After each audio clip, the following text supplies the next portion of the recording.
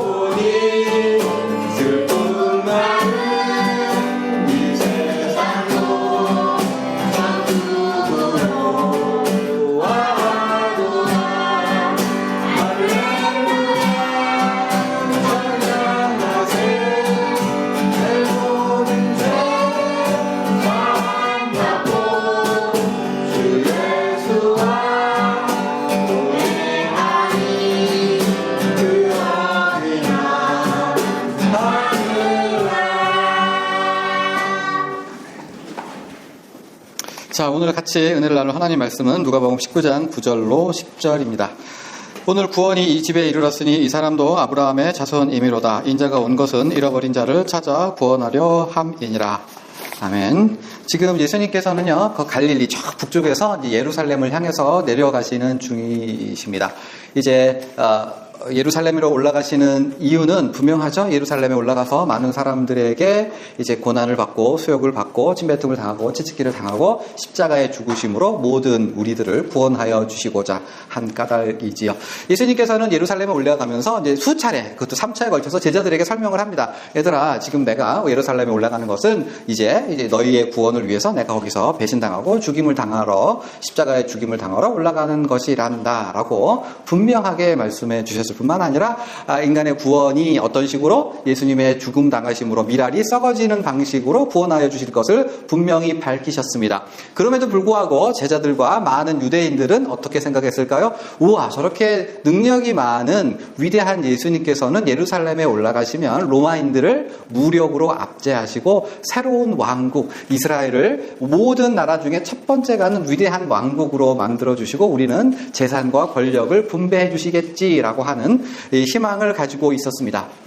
예수님께서는 아무리 설명을 해도 이 사람이요 어떠한 생각에 확 사로잡히잖아요. 그러면 무슨 말을 해도 기억을 못하고 이해를 못하고 그래요. 저도 이제 와이프가 무슨 말을 하는데 딸 생각에 사로잡혀 있으면 10번 아니라 100번을 얘기해도 뭐라 그랬어? 라고 반문하지 않습니까? 바로 그러한 상황인 거예요. 지금 예수님께서 그렇게 많은 가르침, 구원이란 무엇인가를 수차례 설명하시고 행동으로 보여주셨음에도 불구하고 제자들과 이스라엘 백성들은 지금 뭐라고요? 올라가면 뭔가 큰일이 생길 거다. 지금 마침 6월절이라고 하는 이제 절기가 있었는데 그때 수많은 사람들이 몰려들고 거기가 으쌰으쌰 하는 분위기, 폭동이 일어날 것 분위기, 거기에 예수님께서 굉장히 그 폭동에 화살을 담기는, 불을 당기는 그러한 특별한 행동을 할 거라고 기대했던 거죠. 야, 이제 예루살렘에 올라가면 우리는 로마가 작살나는 것과 우리의 마음의 소원이 이루어질 것, 드디어 우리가 해방을 맛보겠구나. 그러면서 수많은 사람들이 점점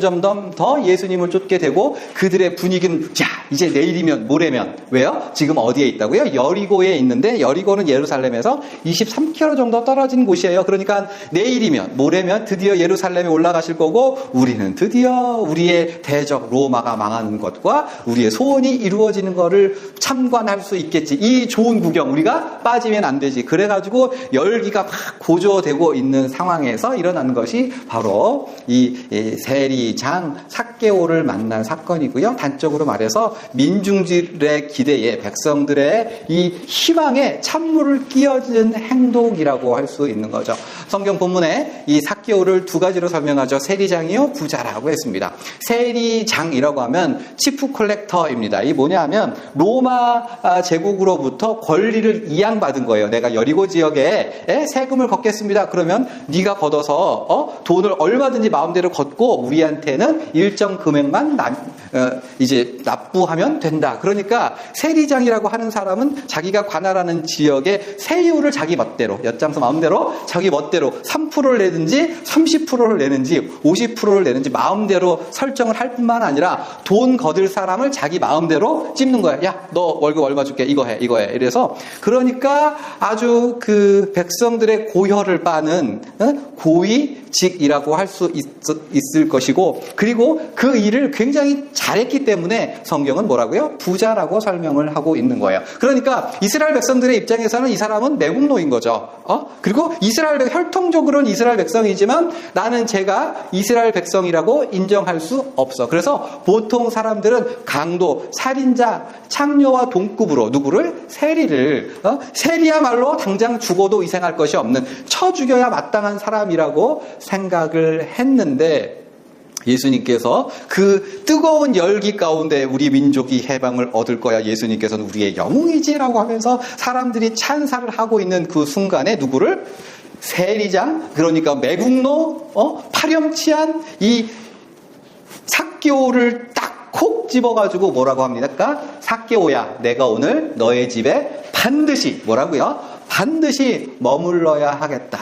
삭개오가 예수님 우리 집에 가서 식사 한번 하시죠. 부탁할 것이 있습니다. 이래서 초대받아서 간 것이 아니라 예수님이 셀프 초대하셨어요. 내가 너의 집에 반드시 가서 묵어야 하겠다. 내가 거기서 반드시 밥을 먹어야 하겠다라고 하면서 삭개오의 집에 들어갔어요. 사람들의 충격이 얼마나 컸을지 성경 본문은 무사람이 불평했다라고 나오는데 원문은 모든 사람이라고 해요. 모든 사람이 불평했는데 그 불평의 강도와 충격은 그냥 평범한 아이고 예수님 그래서 이 정도가 아니라 이 미친 거 아니냐라고 하는 생각이 들 정도의 충격이었던 거죠. 그런데 그뿐만이 아니라 더욱 놀라운 말씀을 주셨으니 그게 바로 오늘 우리가 봉독한 말씀 되겠습니다. 다 같이 한번 읽어볼까요? 오늘 구원이 이 집에 이르렀으니 이 사람도 아브라함의 자손이미로다. 인자가 온 것은 잃어버린 자를 찾아 구원하러 함이니라.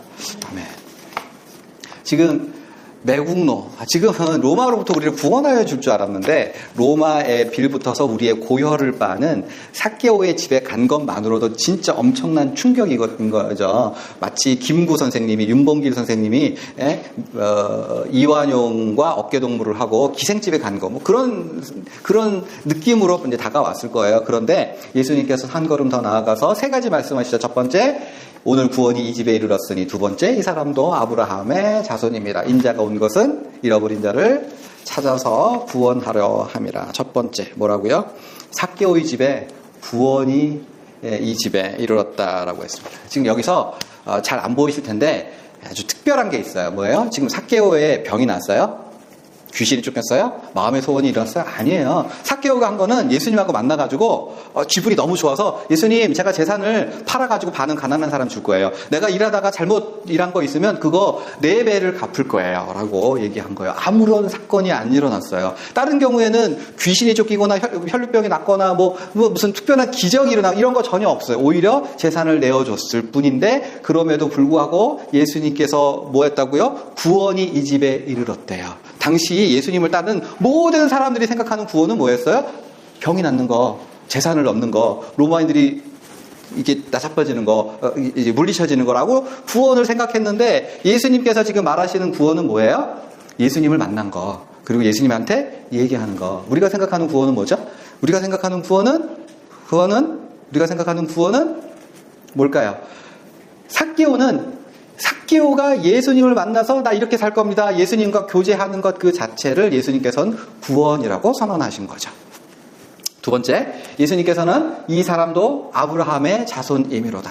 여긴 사실은 설명할 게 되게 많은데 이 아이러니한 표현이긴 한데 다 설명드릴 수는 없고 이스라엘 백성들은 삭개오를 혈통적으로는 이스라엘 백성이지만 저 사람은 이스라엘 백성 아니야. 쟤는 사람 아니야. 쟤는 짐승이야 라고 판단을 했죠. 그런데 예수님께서는 삭개오를 만나신 이후에 삭개오가 전향적으로 변했을 때 그를 신분을 바꿔주세요. 지금까지는 매국노의 신분이었는데 예수님을 만나는 순간 삭개오의 신분이 변했던 거죠. 예수님께서 뭐 하시는 분이에요? 우리의 신분을 바꿔주시는 분이에요. 사람들은 예수님에게 뭘 얻으려고 했죠. 예수님께서 로마를 해주시고 병을 고쳐주시고 무엇을 받을까라고 생각을 했는데 예수님께서는 그런 거 해주시는 분이 아니라 신분을 바꿔주시는 것. 마땅히 지옥에 갈, 마땅히 하나님과 분리되어서 영원한 저주와 죽음을 맛보아야 할 사람들로 하여금 아무 공로 없어도 천국 백성 되게 하신 것. 하나님을 향해서 아버지라고 부르게 해주신, 그러니까 우리의 신분을 바꿔주시는 분이라고 하는 사실. 구원이 뭐냐? 신분을 바꿔주시는 것이다. 마지막으로 인자가 온 것은 잃어버린 자를 찾아 구원하려 함이라. 여기서 아이러니한 건데요.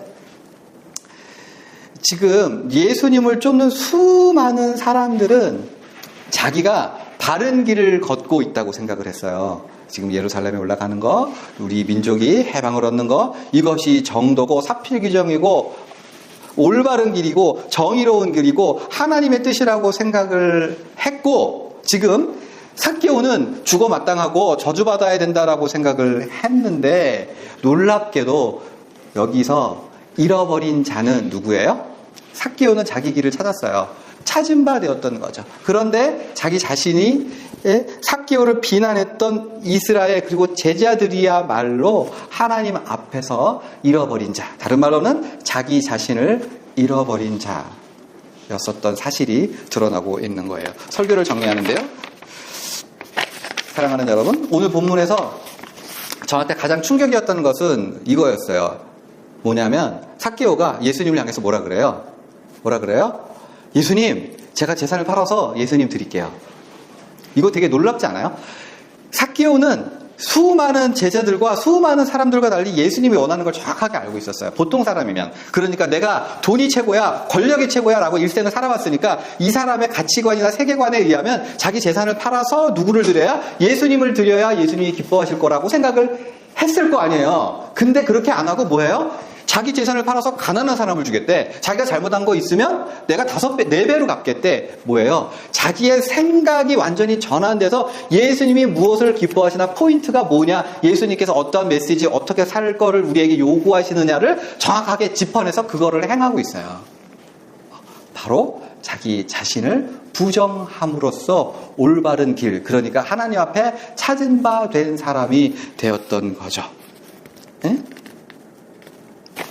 그래서 오늘 본문은 우리에게 주는 메시지는 그거예요. 우리가 열심히 살다 보면 뭐를 잃어요? 내가 누군지를 잊어버려요.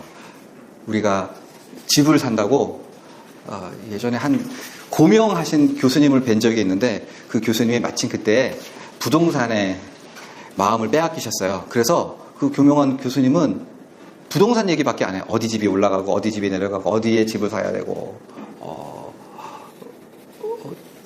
자기를 잃어버린 거죠. 뭐에? 돈에.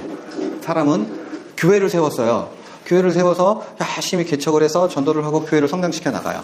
그러면서 뭐 하기가 쉬워요? 예수님을 잃어버리기가 쉽죠. 내가 왜 이 일을 했고, 내가 예수께서 나에게 무엇을 요구하셨는지를 잃어버리고 교회에 성장하는 것만 중요해요.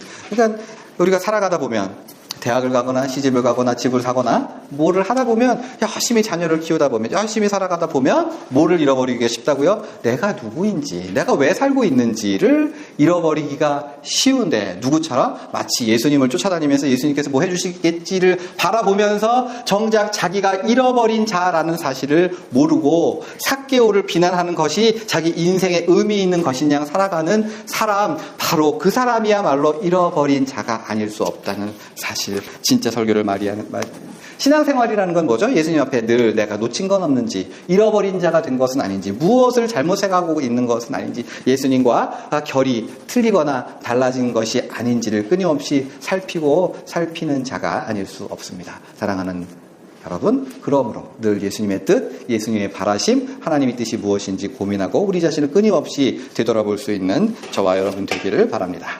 아멘. 기도하시죠.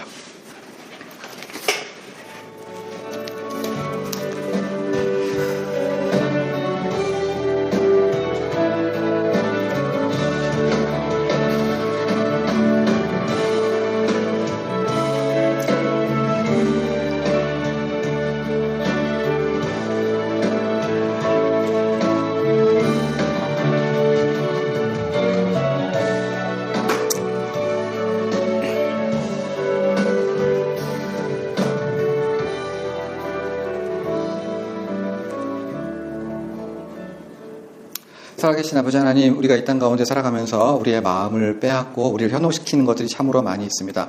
열심히 살다 보면 또한 길을 잘못 들 때가 많이 있음을 고백합니다. 그러나 항상 우리가 예수님께 집중하고 예수님의 뜻, 예수님의 사랑, 예수께서 우리를 구원하여 주셨다는 그 한 가지 사실을 늘 집중하여 살아갈 수 있도록 도와주시옵소서. 감사드리며 살아계신 예수님의 이름 받들어 기도하옵나이다. 아멘.